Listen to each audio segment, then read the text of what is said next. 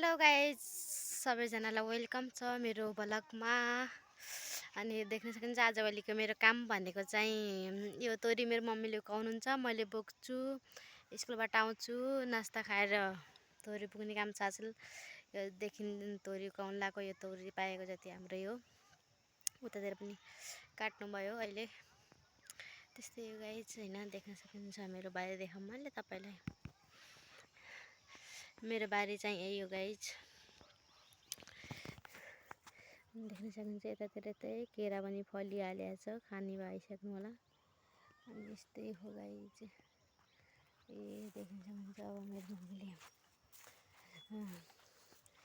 हाल्दै हुनुहुन्छ भारी मरु लागि। अनि म चाहिँ अब यस्तै हो, स्कुलबाट आएर स्कुलबाट आएँ, नास्ता खाएँ। अब यतातिर यो मेरो औँठी चाहिँ नहेर्नुहोस्। त्यस्तै हो गाइज, मेरो मम्मीले गाली गरिसक्नुभयो। म अब मुठो गाली पार्न जान परेको।